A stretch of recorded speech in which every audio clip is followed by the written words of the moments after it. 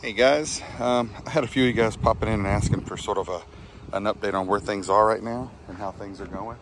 Wanted to just give you an idea. As you know, I scalped recently and have just started to put water down. Not a lot, a little bit of rain coming this week. The grass is definitely waking up. I'm seeing a little more growth. It actually needs cutting right now. There's still some areas that are not quite all the way up and going yet and recovered from the scalp. But just to give you an idea, you know, we're sitting here on the 26th of April. We've got storms coming in now. We've been in the low 80s for a few days, 70s most of the time.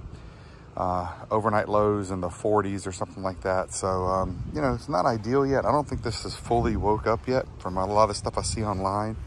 I don't think that we're anywhere near there. I'm probably getting ready to fertilize. I'm looking for a 15-0-15 or something like that.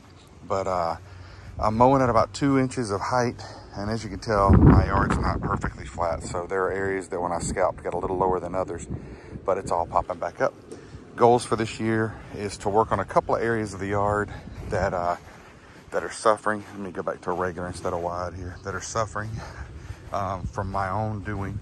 This is an area where I spilled fertilizer last year. This is a spot where my watering, my cutoff and everything's down in there. And unfortunately, it was busted last year and I didn't know it. So when I rolled over it with the spreader, I spilled quite a bit of fertilizer in there. And it has not recovered. So I'm gonna pop a couple plugs in there from the backyard, but you can see the runners are already trying to run. And then I've got a small spot over here that has, it's been really slow to grow in. You can see the runners are running all over it. I had a bit of a fungus in here when I seeded. There was an area in here that looked a little funky, you know, a few months into the growth. And I don't know if that really is what stunted it, but it was really slow. You can see the runners are everywhere. I think they're trying to run in, but I may pop a few plugs in there this year from the backyard just to see if I can fill that in. The areas up here that were patched with sod have now blended in very good. It's hard to even see where that was. Basically this entire area here, everything out in here, I'm gonna go back to wide mode for you. Everything out in here was a tree and a bed that went clean up there. That's all been taken care of. And then previous to that, everything over here was another tree. Those areas, as you can tell, are the ones that are a little less dense. You know, surprisingly, the areas that were all seed have definitely done better. Which is, you know, a little strange, but once again, I'm not sure I did everything right. The key message is it's doing well. I plan on being a little more strict on fertilizer this year and fertilizing it more. I really babied it and put out more of a slow release. I'm thinking on, you know, doing more of a 2 or 3 application through the summer of like a 15-0-15 or something like that. I'm sending off a soil test here to have it analyzed by the North Carolina Agriculture Department and get an idea of what they see. And I am gonna water it a little more this year than I did last year. I went with sort of the automatic watering from my Rachio system as an automated one, and it did well.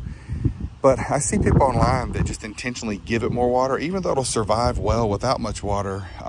You know, that doesn't mean that you shouldn't water it good. So you know, I didn't really water it as much as I probably should have, and I'm looking to make that different. Now, as a contrast for you, my neighbors, I'll give you sort of a zoom here. My neighbors' yards are fescue, right? And you can see they're awake and doing very good right now. But to give you sort of an indicator, you know, those are yards that were maintained during the winter. They have to overseed, they have to fertilize like crazy. They're all watering pretty heavily right now. And it's April. As we get into May and June, I'll give you the difference between my yard and theirs, and you can get an idea of what things look like, so you can get a better understanding.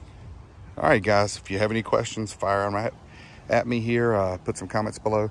Glad to help out wherever I can. I don't know everything about this stuff, but I'm learning just like you guys are, and glad to share why I do it.